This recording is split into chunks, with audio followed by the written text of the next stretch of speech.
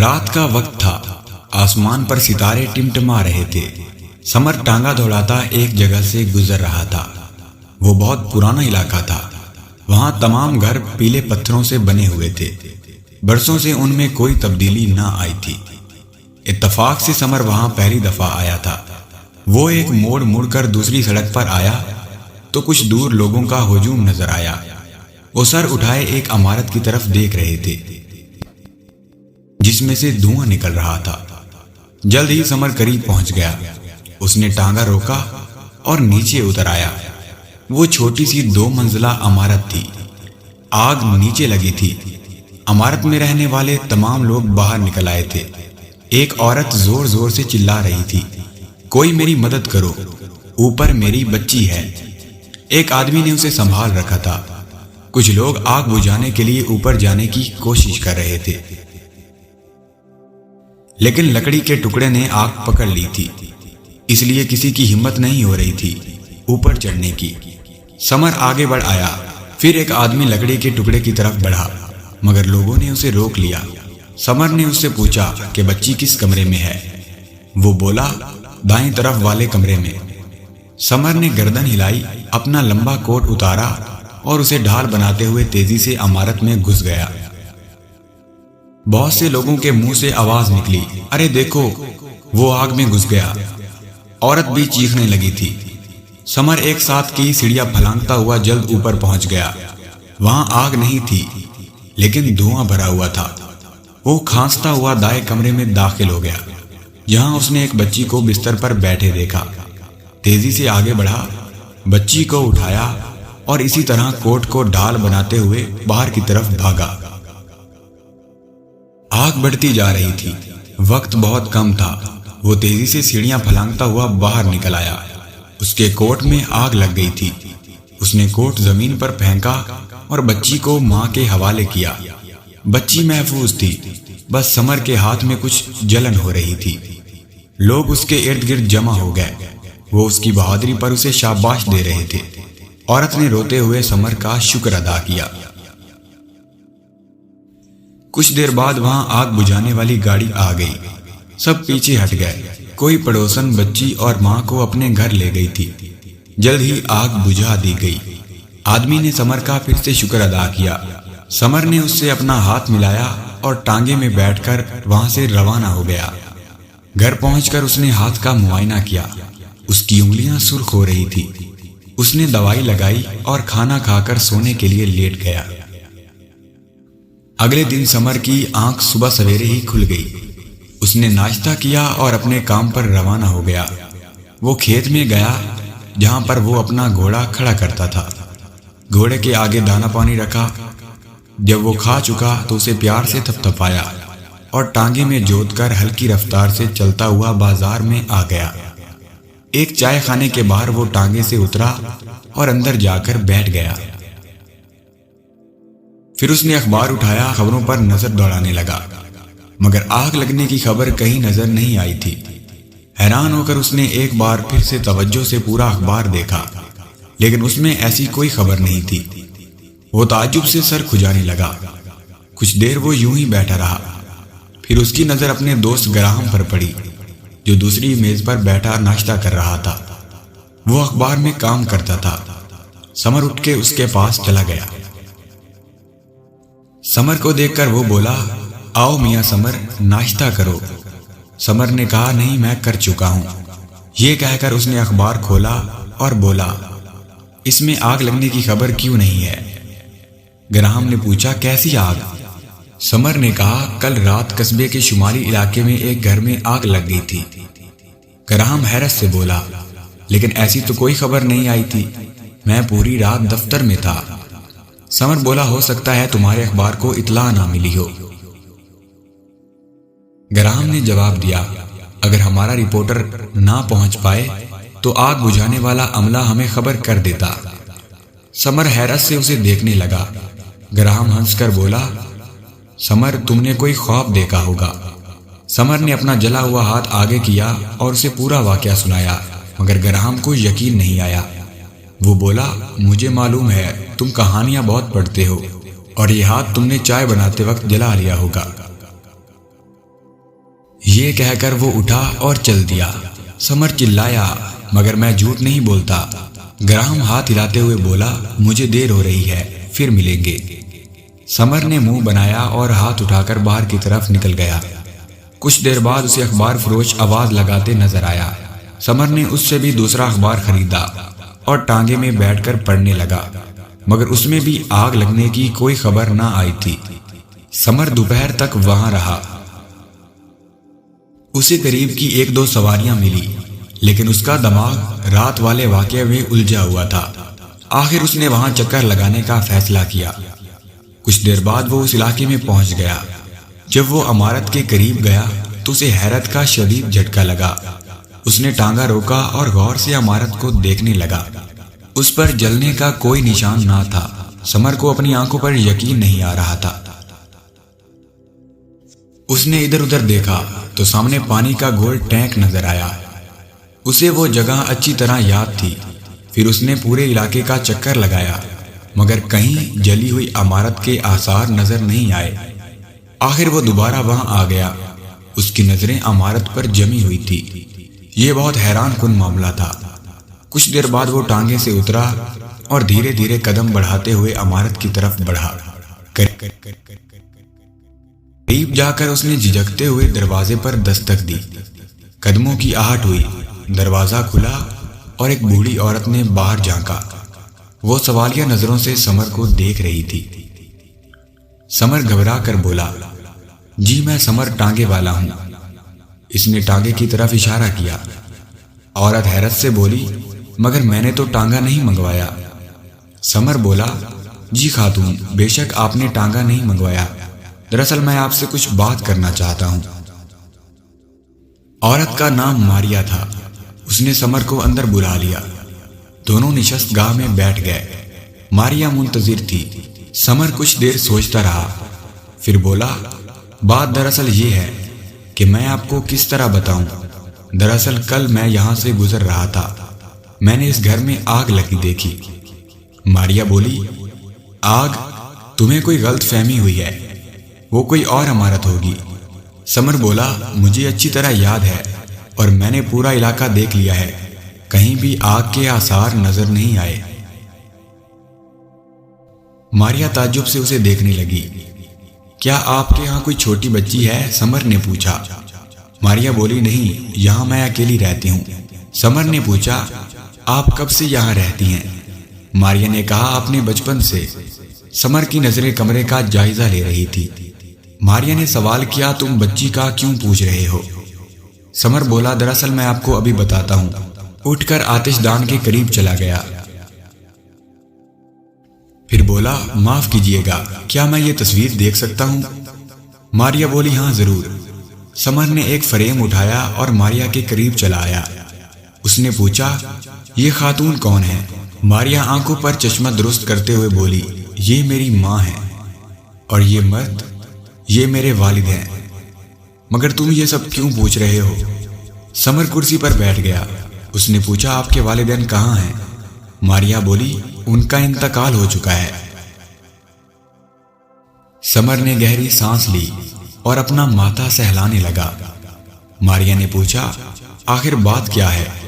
سمر بولا، میں بتاتا ہوں، اور گزشتہ رات کی پوری کہانی اسے سنا دی۔ ماریا حیرت سے آنکھیں پھاڑ اسے سن رہی تھی۔ جب سمر خاموش ہوا تو وہ نفی میں سر ہلاتے ہوئے بولی، مگر ایسا کیسے ہو سکتا ہے؟ سمر نے کچھ سوچا اور بولا، کیا کبھی اس گھر میں آگ لگی تھی؟ ماریا نے سر اٹھایا اور غور سے سمر کو دیکھنے لگی۔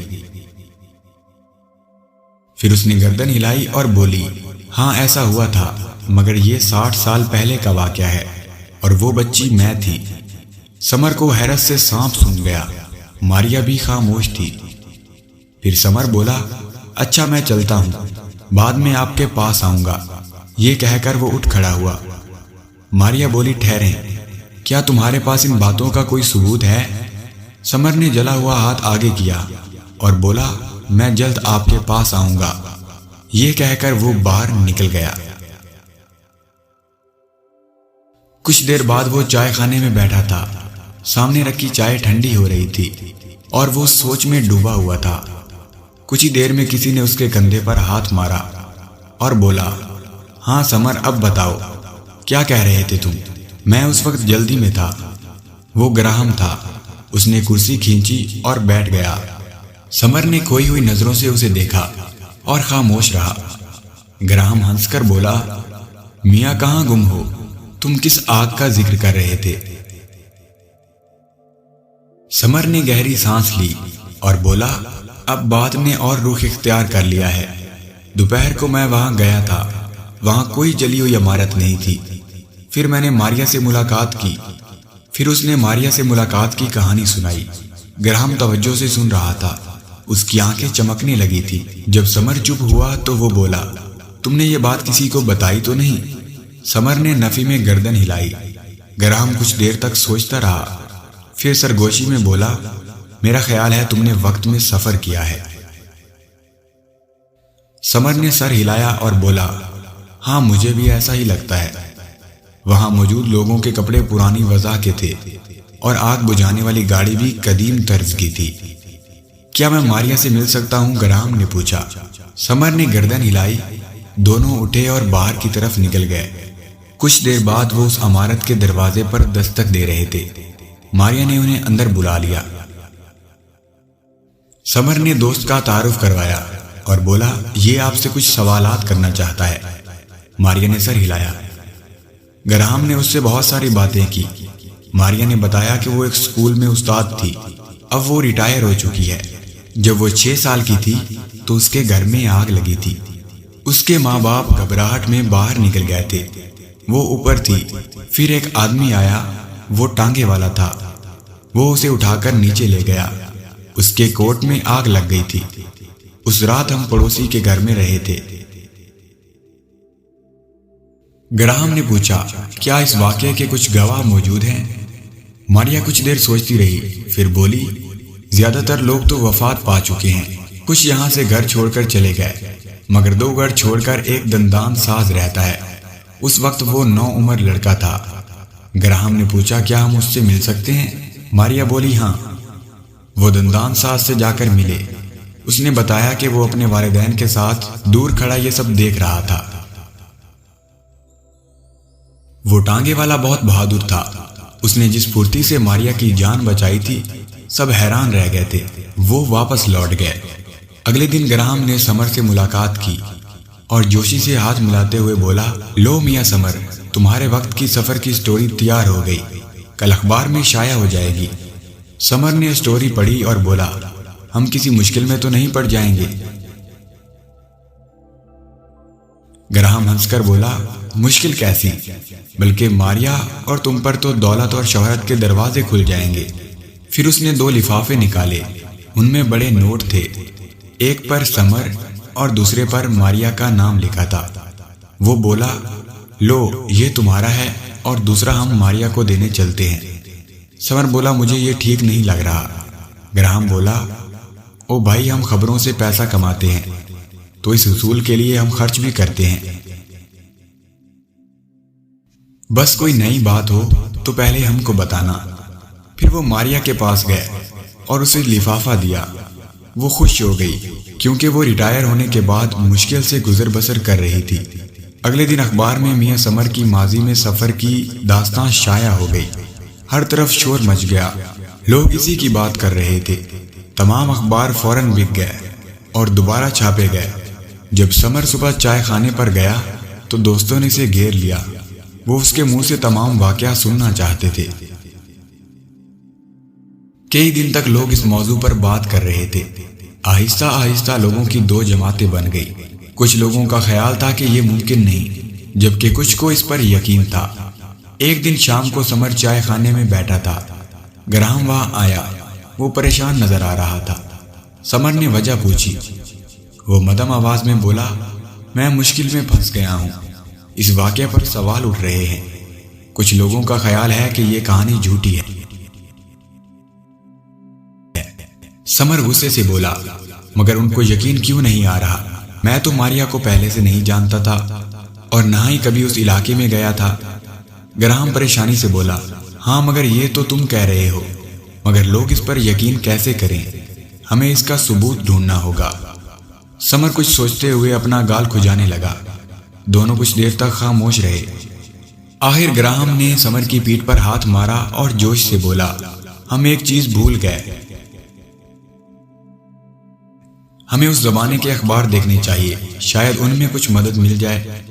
گراہم چند لمحے سمر کو غور سے دیکھتا رہا، پھر میز پر ہاتھ مار کر بولا، یہ تو میں بھول ہی گیا، چلو ابھی دفتر چلتے ہیں۔ گراہم کا اخبار 80 سال پرانا تھا۔ وہ دفتر پہنچے، پرانے اخبار تہہ خانے میں رکھے تھے۔ گراہم نے چابی لی، تالا کھولا اور دونوں سیڑھیاں اترنے لگے۔ وہ ایک بڑا ہال تھا جس میں پرانے کاغذوں کی بو پھیلی تھی۔ گراہم نے روشنی کی، وہاں بے شمار الماریاں تھیں۔ درمیان میں ایک لمبی میز اور بہت ساری کرسیاں پڑی تھیں۔ گراہم بولا، میاں سمر، ذرا الماریوں پر لکھے سال پڑھتے چلو۔ جلدی سے انہوں نے مطلوبہ الماری ڈھونڈ لی۔ گراہم نے اسے کھولا اور تاریخوں پر نظر ڈالنے لگا۔ پھر اس نے اس واقعے کے اگلے دن کا اخبار نکالا۔ دونوں کرسیوں پر بیٹھ گئے۔ وہ بہت پرجوش تھے۔ آگ لگنے کی خبر انہیں پہلے صفحے پر ہی مل گئی۔ اس میں وہی باتیں تھیں جو وہ جانتے تھے۔ ان کی دلچسپی خبر سے زیادہ تصویروں میں تھی۔ وہ 3 تصویریں تھیں جو کسی پڑوسی فوٹوگرافر نے کھینچ کر اخبار والوں کو دی تھی۔ پہلی تصویر جلتے ہوئے گھر کی تھی، دوسری میں آگ بجھانے والوں کو دکھایا گیا تھا، اور تیسری تصویر بچی کے باپ اور ٹانگے والے کی تھی۔ ان کے ساتھ میں ان کا ٹانگا بھی نظر آ رہا تھا۔ دونوں حیرت سے آنکھیں پھاڑ کر تصویر کو دیکھ رہے تھے۔